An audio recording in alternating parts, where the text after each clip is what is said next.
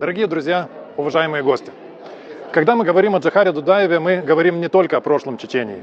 Мы также говорим о настоящем Европе и о той модели российской имперского фашистского насилия, которую мы видели повторяющейся от Чечении до Грузии и до Украины.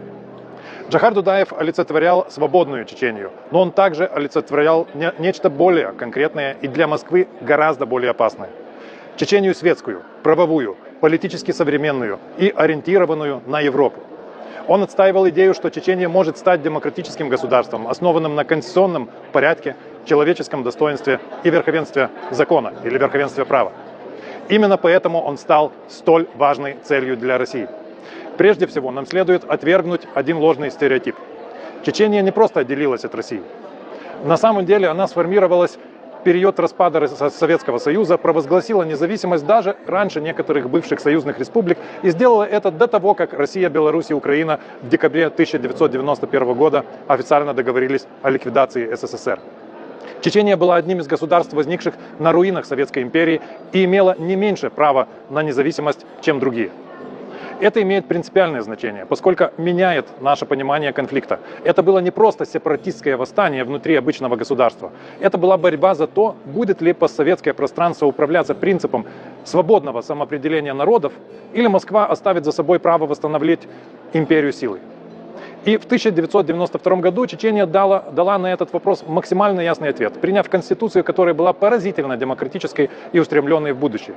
Эта конституция определяла Чечению как демократическое правовое государство. Она ставила права человека в центр государственной политики. Она утверждала верховенство конституции и законов. Она обязывала государство в своей внешней политике руководствоваться международным правом и стремлением к миру.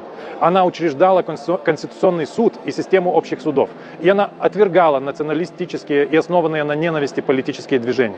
Иными словами, у Чечении действительно был современный конституционный проект.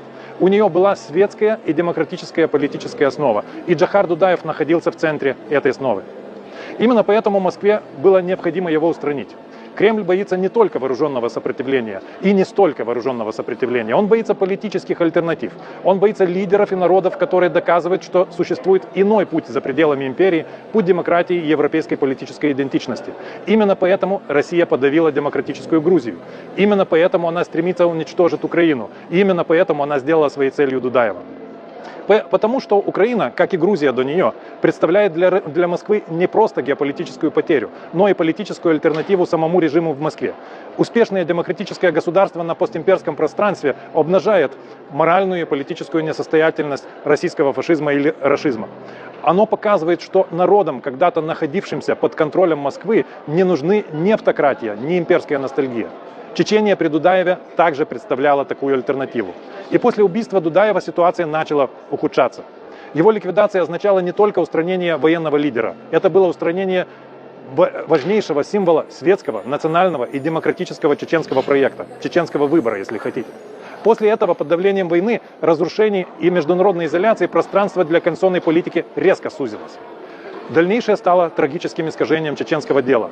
Национально-демократическая борьба за независимость постепенно оказалась вытесненной полевыми командирами, раздробленностью, криминализацией и усиливающейся исламизацией. Конституционное видение 1992 года все больше отходило на второй план по мере усиления религиозного экстремизма и внеправовых центров власти. Отказ от демократической законности стал катастрофой, как для самой Чечении, но одновременно стал таким же подарком для России. После ослабления политического наследия Дудаева Москве стало значительно легче представить Чечению не как нацию, защищающую свое право на самоопределение, а как территорию хаоса, фанатизма и терроризма.